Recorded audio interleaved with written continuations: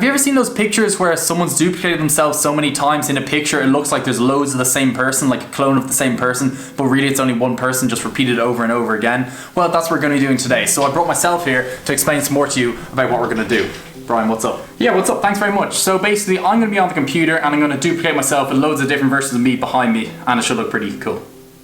Yeah, cheers. Yeah, thanks very much. So that's a video version of it. That's a clone of me I just made there, and it'll be easy to do on photo. It won't be as easy to do on video. Trust me, that'll take a while to edit. So I'm going to be doing the step-by-step process as to how you can make a clone photo of yourself.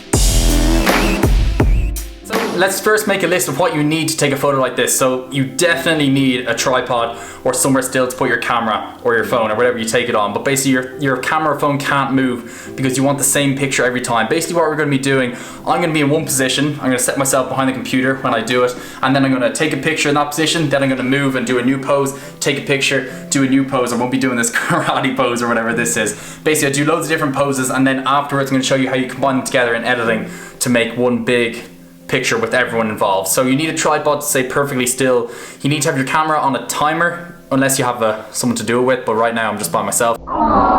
So camera on a timer, click go, set yourself in a position, make sure the autofocus is preset, and start taking photos. Okay, so this is going to be the set for it, I suppose. I basically just moved the table out so I have a plain wall behind me. Obviously this is a wide angle so you can see the window. You won't see that in the final shot. I have my computer here, have a computer mouse and a light to kind of make a setting. So first thing, I'm just going to get the chair, I'm going to sit in front of the computer. We're going to take one photo of me like this, then I'm going to get up, I'm going to move, and be wary of where you are when you're sitting down. So I know I'm sitting here, so I don't want to lean over and make a new picture, because then I'll be crossing over. So I'll take another one like this, pointing at, and then I'll come behind, maybe lean on it like this. Basically, do loads of poses. So I'm just going to get posing, get taking pictures now, and hopefully it'll turn out well.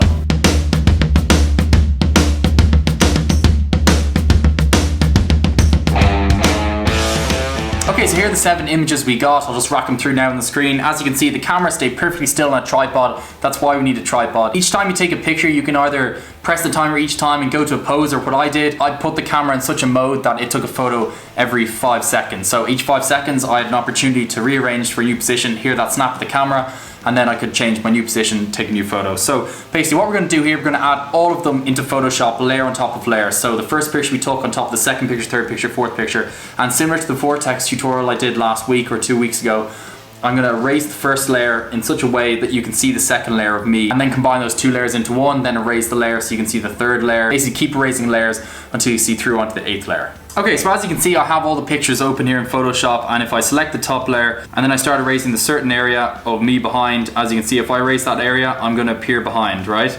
Now obviously you need to do a bit more fine tuning. You need to get perfectly precise with the erasing. So I want to keep my shoulder in there, and then I want to just go around the outside of my shoulder until I have it perfect. Now this is going to be pretty rough because I want to do it in front of the camera just to show you guys.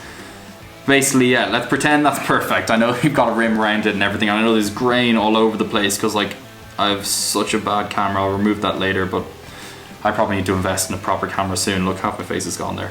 Anyway, basically I'll combine those 2 layers together into one layer, and then if I erase this new layer, I can then erase, and then you can see the third person of me. And then if I combine that with the layer, then I can erase this new layer and then see another version of me in behind there. So as you can see, now it might not look that fantastic right now because I haven't done it perfectly yet. It's pretty much 4 of me there. I'm gonna duplicate it all so we have all the people in, and I'll do a nice edit on it. But basically that's how you do it. You put it on a tripod, you have it perfectly still, and you take the same picture over and over with you in different positions, then combine them later. So I think that wraps it up pretty well. So yeah, hope you learned something. I think I explained that quite well. Let me know below if you have any comments or questions about what I did. But altogether, I think it went quite well. What do we think? Yeah, did I do a good job? Yeah, I think so. Yeah. Cheers. Yeah. So my other self was happy with this. Anyway, so I know that was a bit stupid doing all that thing, but I was like, yeah, I'm gonna have to try some sort of cloning video for a cloning photo tutorial. So yeah, that was my, that took an awful lot of recording, those clips of me talking to myself. It sounds quite easy, but it actually takes a fair bit of time. So before you head off, make sure to smash that like button, and if you would like to support me as a creator, I would appreciate it if you press subscribe, and until then, I'll catch you in the next video.